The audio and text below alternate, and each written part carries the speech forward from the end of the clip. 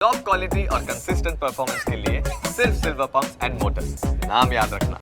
આપણી વચ્ચે એવા ઘણા બધા લોકો હશે જે મોજ મસ્તી કરવા માટે બહાર ફરવા જતા હોય છે, પણ આ મજા કેટલીક વખત ભારે પણ પડી શકે છે. કેમ કે દીવ, જેને આપણે ગુજરાતનું ગોવા કહીએ છીએ, ત્યાંની જ એક હોટલમાં લોકોની પ્રાઇવસી સાથે છેડછાડ કરવામાં આવી હતી. એટલું જ નહીં, ગ્રાહકોને સ્પાની આડમાં ફસાવીને તેમની અંગત પળોના ફોટોઝ અને વિડીયોઝ બનાવી તેમની પાસેથી લાખો રૂપિયા પણ પડાવવામાં આવ્યા હતા.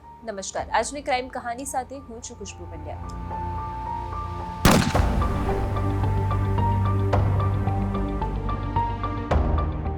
સોશિયલ મીડિયાના મોડર્ન જમાનામાં કોના પર વિશ્વાસ કરવો અને કોના પર ન કરવો તે જાણવું મુશ્કેલ છે. અને એમાં પણ જ્યારે એવી કોઈ વસ્તુ બહાર આવે છે અને તમે ના કોઈને કહી શકો કે ના સહી શકો, ત્યારે કેવું થાય?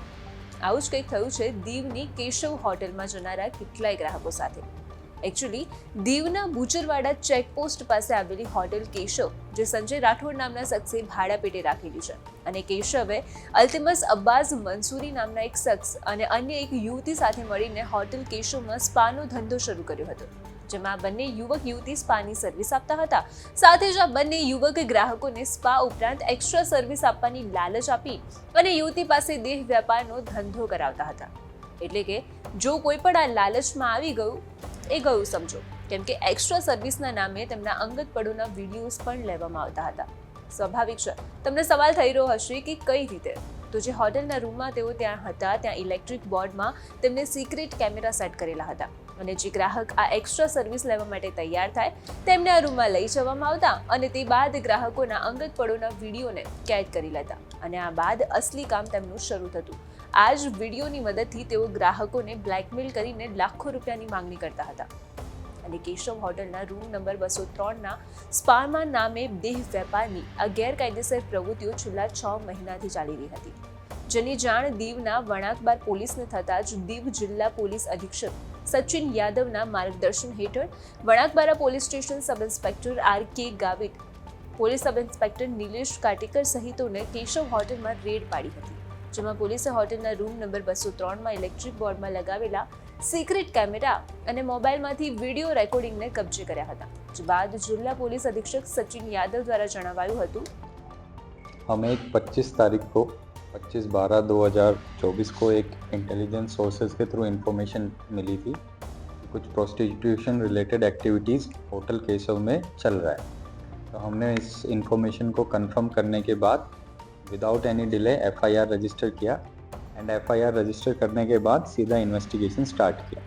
उसमें गावित साहब जो थे आईओ थे. इन्वेस्टिगेशन स्टार्ट करने के बाद हमने 2 अक्यूज्ड, एक का नाम संजय है, दूसरे का नाम अल्तमास है, जिसको अल्ताफ नाम के से भी जानते हैं, उन दोनों को अरेस्ट किया और उनका मोबाइल फ़ोन सीज़ किया. मोबाइल फ़ोन के साथ हमें एक सीक्रेट कैमरा भी मिला, जो कि हमने साथ में ही सीज़ किया.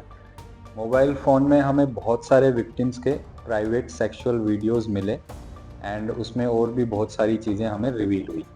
એટલું જ નહીં, તેમણે વધુમાં એવું પણ જણાવ્યું હતું કે હની ટ્રેપની ઘટનામાં એક સગીરા પણ સંડોવાયેલી છે. આ લોકો ગ્રાહકોને બોલાવી રૂમમાં લઈ જઈ તેમના બીભત્સ વિડીયો રેકોર્ડ કરીને બ્લેકમેલ કરતા હતા અને લાખો રૂપિયાની માંગણી પણ કરતા હતા. આ ઘટનામાં ઘણા આરોપીઓ સામેલ હોઈ શકે છે, જેઓની કયા કયા પ્રકારની ભૂમિકા છે તેની હાલ તપાસ ચાલી રહી છે. ઉપરાંત ઘણા લોકો એવા પણ હશે જે હની ટ્રેપનો ભોગ બન્યા હશે, પણ સમાજના અને બદનામીના ડરથી કદાચ તેઓ સામે ના પણ આવ્યા હોય, જેથી આવા જ લોકોને અપીલ પણ કરવામાં આવી છે.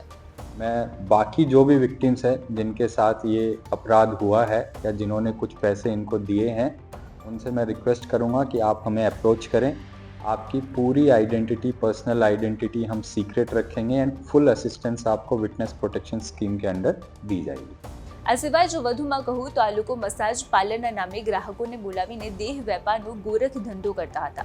મોબાઈલ કેમેરામાં અને દિવાલમાં લગાવેલા સિક્રેટ કેમેરામાં વિડીયો બનાવી લેતા, અને આ આજકાલનું નહીં પણ આ મસાજ પાર્લર છેલ્લા 6 મહિનાથી ચાલતું હતું, જેમાં દેહ વેપારનો ધંધો છેલ્લા 1 મહિનાથી ચાલી રહ્યો હતો. આ હિડન કેમેરા હોટેલના રૂમમાં બેડ પાસે ઇલેક્ટ્રિક સ્વિચનું બોર્ડ તોડીને અંદરના ભાગે લગાવેલો હતો, જેમાં રૂમમાં આવતા ગ્રાહકોની અંગત પળોના બીભત્સ વિડીયો ઉતારવામાં આવતા હતા. જ્યારે પોલીસે આ કાંડ પકડ્યું ત્યારે તેમને 20થી 25 જેટલા અલગ અલગ લોકોના વિડીયો મળી આવ્યા હતા. હવે આ જ રીતે કેટલાય લોકો સાથે છેતરપિંડી કરીને પૈસા પડાવવામાં આવ્યા હોઈ શકે છે. તેની તપાસ પણ હાલ ચાલુ છે, જેમાં અત્યાર સુધીમાં કુલ 3 લોકોને ઝડપી પાડવામાં આવ્યા છે, જેમાં 2 યુવક અને 1 સગીરા છે, જેમાં મુખ્ય આરોપી તરીકે સંજય રાઠોડ અને મેનેજર અલ્તમસ મંસૂરી છે. જોકે આ તો એક જગ્યાની વાત થઈ, અને બની શકે છે કે આવી જ રીતે ઘણી બધી જગ્યાઓ હોય છે જ્યાં આવા જ કેટલાય સંજય અને અલ્તમસ બેઠેલા હોય છે અને તમારા પ્રાઇવેટ વિડીયો, અંગત ફોટોગ્રાફ્સ લઈને તમને બ્લેકમેલ પણ કરી શકે છે. તેથી જરૂરી છે સાવધાન રહેવું. તો અત્યારે ક્રાઇમ કહાનીમાં બસ આટલું જ. આપણે ફરી મળીશું એક નવી કહાની સાથે. નમસ્કાર.